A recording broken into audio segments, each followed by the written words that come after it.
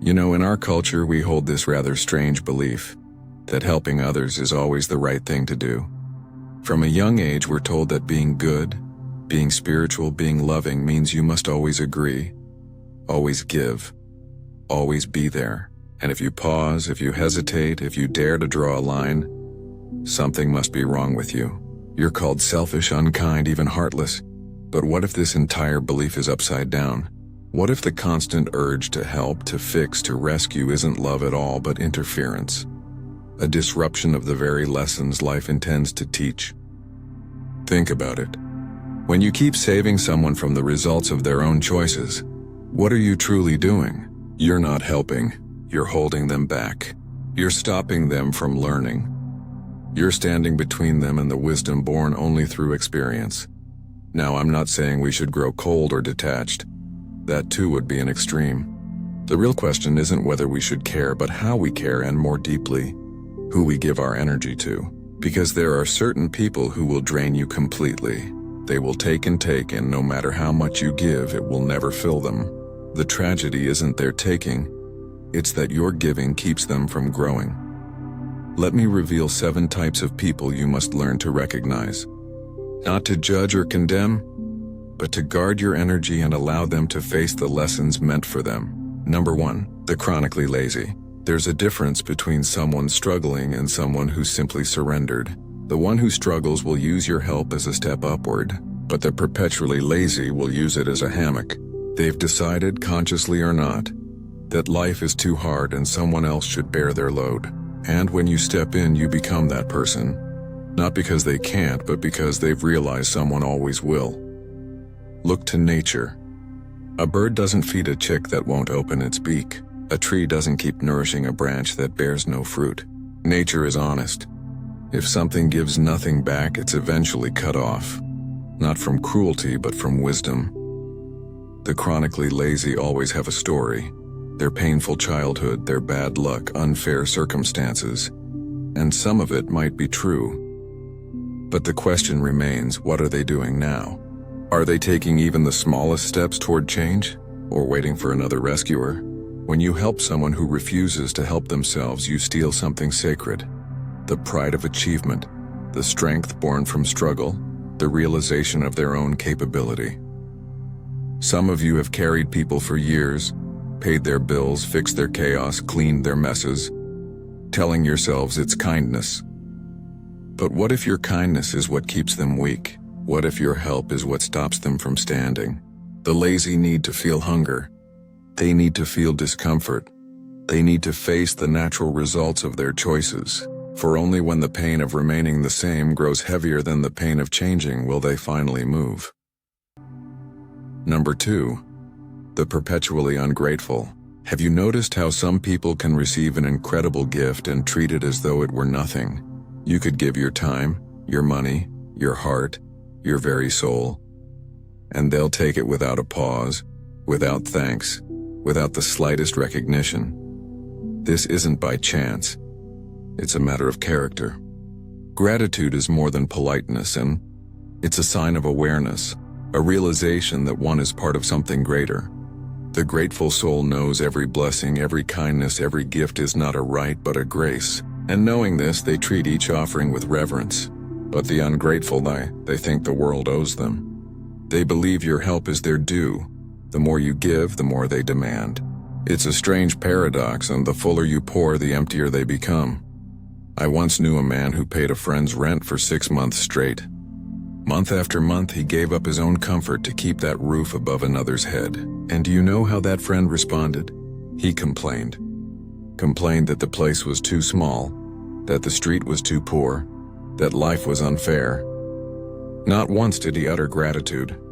Not once did he acknowledge the sacrifice. And when those 6 months ended and the help stopped, he grew angry, as if the gift had been a debt suddenly called in. That is the nature of the ungrateful. They do not see kindness, they see weakness. They do not see generosity, they see opportunity. And they will drain you endlessly until there's nothing left to give. When you help the ungrateful, you aren't planting seeds.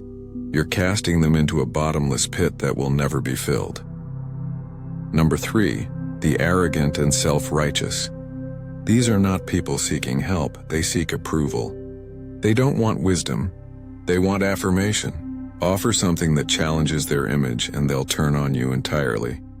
The arrogant do not suffer from ignorance but from pride, an overgrown certainty that they already know.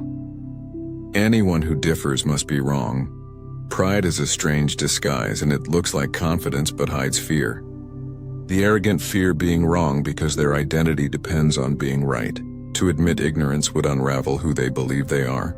So they argue, defend, and shut out all correction. You cannot help such a person, not because they're beyond saving, but because they cannot see their need. Until that realization dawns within, your wisdom will fall on stone. Even Jesus turned away from such people. He didn't chase, didn't plead, didn't force truth upon closed minds. He spoke and then he moved on. For he knew one vital truth. You cannot give wisdom to those devoted to their own folly. The arrogant must fall. They must taste the sharp edge of their pride. Strike the ground hard enough to look upward and see their own limits. Only then, when their certainty cracks and humility enters, will they be open to receive. Number 4. The habitually wicked. I must tread gently here, for in our age words like wicked or evil make people uneasy. We soften them, call them troubled or misunderstood. Yet there are souls who are neither lost nor confused. They know precisely what they do and they choose it anyway. The wicked are not those who err, we all stumble.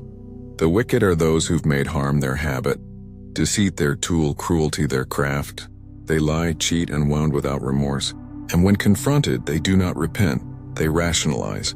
When you extend help to such a person, you are not healing them. You're partnering with their harm. You're fueling their destruction with your compassion. And let me tell you something. Whatever you give them will not be used to change, but to sink deeper into their darkness. There's a reason why wisdom traditions across every culture warn against aiding those who choose evil. It isn't about lacking compassion. It's about recognizing that some souls have committed to a path that leads to ruin. And if you try to pull them off that road, they will only drag you onto it beside them. The wicked do not seek salvation and they crave empowerment. They want someone to fund their deceit, to hide their lies, to clean up their chaos. Step into that role and you are not a healer. You become an accomplice to shadow. Number 5. The incurably foolish.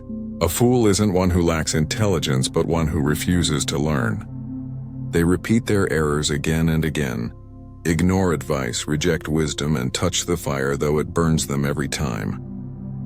The difference between the wise and the fool is simple. The wise learn, the fool does not. What makes this so painful is that fools often appear desperate. They arrive in tears, in chaos, in need, and your heart aches for them. You'll want to help, to rescue, to fix. But if you look closely, you'll see a pattern. This is not their first fall, not their first cry for help. Each time someone saved them, and each time they return to the same mistake. A fool is like a drowning man who refuses the rope. He thrashes, he fights, he sinks. And if you dive in, he will take you down too. You cannot save a fool. Only life can. Only consequence can pierce their pride. And if you keep interfering, you only block life from teaching them. Number 6. The Master Manipulator. Perhaps the most dangerous of all, for they hide in plain sight. They don't demand. They narrate. They don't take. They inspire you to give. They understand human nature too well. They know that kind souls feel guilty when they say no. They twist that goodness into a leash. They will say just what melts your heart, play upon your emotions, make you feel special, needed, chosen, until you find yourself doing what you never would for anyone else. The manipulator is a chameleon.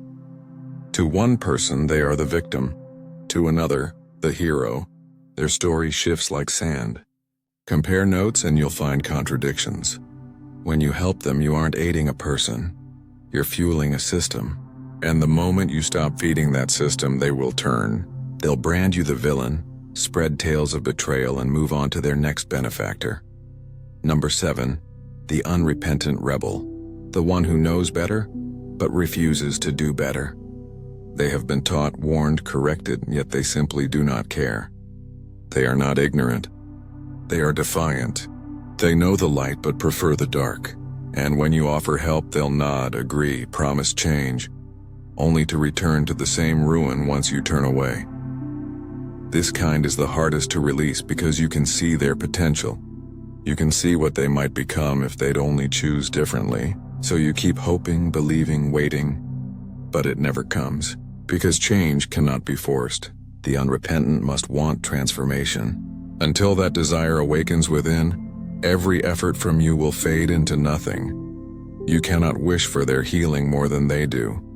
You cannot fight harder for their freedom than they fight for themselves. Try and you will only drain your spirit while they remain unchanged.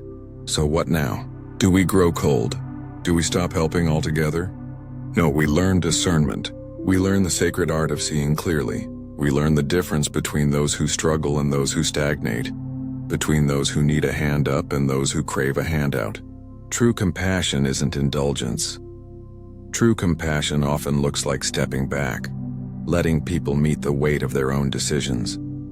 Because only through hardship, through loss, through the bottom of the well do many awaken.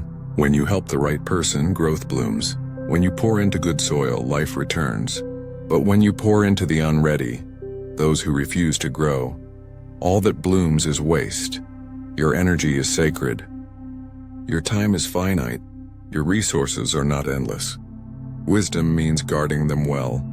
Not everyone deserves your help, and that is not cruelty, but clarity. So ask yourself, who am I holding that I should release? Who am I saving that must fall? Who am I protecting from lessons meant for them? And when you know the answer, step back, not in anger, not in bitterness, but with quiet understanding that sometimes the truest love is to let life teach what only life can. Because in the end, you cannot save anyone. You can only light the path. Whether they walk it or not, it is entirely their choice.